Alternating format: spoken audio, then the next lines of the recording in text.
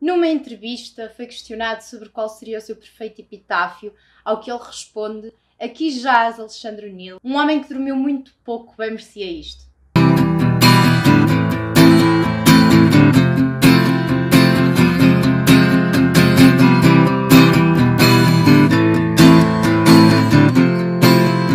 Hello, se ainda não me conheces, eu sou a Lili da Lura Lili e o livro que li esta semana foi o Diz-lhe que estás ocupado, Conversas com Alexandre O'Neill, uma edição linda de morrer da tinta da China. Este pequeno livro é uma antologia de uma série de entrevistas feitas ao autor. O autor que é provavelmente um dos poetas mais reconhecidos em Portugal, um autor que foi um dos fundadores do surrealismo literário em Portugal e também responsável pelo lindíssimo poema Gaivota, imortalizado pela voz da Amália. Neste livrinho percebemos que Alexandre O'Neill fez um bocadinho de tudo, desde poesia à publicidade, a crónica, à televisão.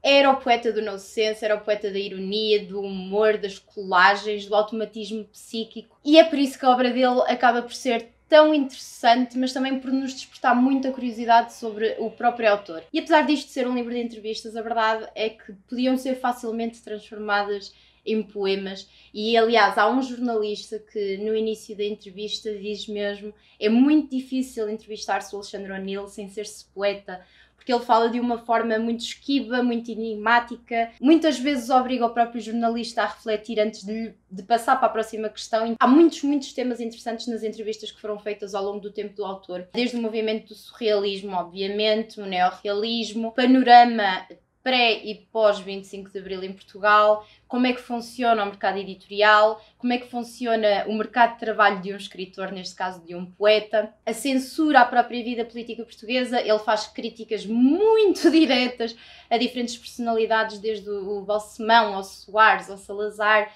ao Cunhal. É muito interessante porque ele não tem problema nenhum em dar a sua opinião diretamente. Ele não foge desse tipo de perguntas. Depois também faz muitos elogios a outros escritores. Há pessoas nas entrevistas que são recorrentemente mencionadas, desde a Sofia de Melo Reiner, ao Eugênio de Andrade, Carlos Drummond de Andrade, o Cesarini, que era um dos seus melhores amigos. Há uma série de referências, foi uma das minhas partes favoritas deste livro também. Ele não tem problemas nenhuns em indicar quais é que são as suas obras preferidas, quais é que são aquelas que ele detesta, os seus escritores favoritos, aqueles que para ele são escritores menores. Nota-se claramente também uma coisa que eu achei muito interessante neste livro, que ele não tinha paciência nenhuma para a alta importância e, aliás, ele faz uma crítica recorrente ao inchaço de peito do meio literário português. Achei muito curioso. O autor odiava claramente a mediocridade, a superficialidade do cotidiano. Era claramente um bom viver, era um homem que era conhecido por ser boémio, amava mulheres, amava beber, amava comer, amava gastar dinheiro. Não era um escritor solidário, ele não se importava de misturar com o povo,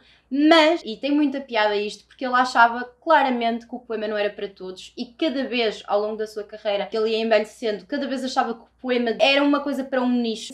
Mas é interessante ele ter essa opinião de não promoção da poesia. Eu simplesmente derreti-me a ler este livro. Eu adorei, desde a primeira à última página, adorei. Já gostava muito da poesia do Alexandre O'Neill, passei a gostar ainda mais do homem. Um homem claramente feroz, esguio, imprevisível, irónico, tudo aquilo que eu gosto numa pessoa.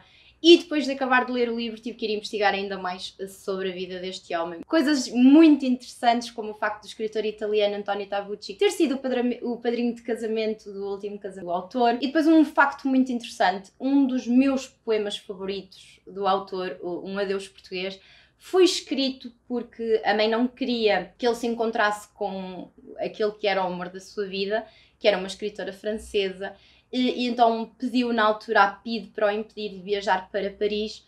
E é muito curioso porque até numa das entrevistas ele fala dessa escritora, que era a escritora surrealista Nora Mitrani, que passado alguns anos eu penso que acabou por se suicidar, o que foi assim um filme um bocadinho trágico. É um poema mesmo muito bonito e provavelmente conhecem-no pela última parte do poema, que é: nesta curva tão terna e lancinante que vai ser, que já é o teu desaparecimento, digo-te adeus e como um adolescente tropeço de ternura por ti. Esta parte final do poema faz parte da introdução de uma música muito bonita e muito conhecida do Diogo Bezegol. Vão procurar se ainda não conhecem. Espero que tenham gostado.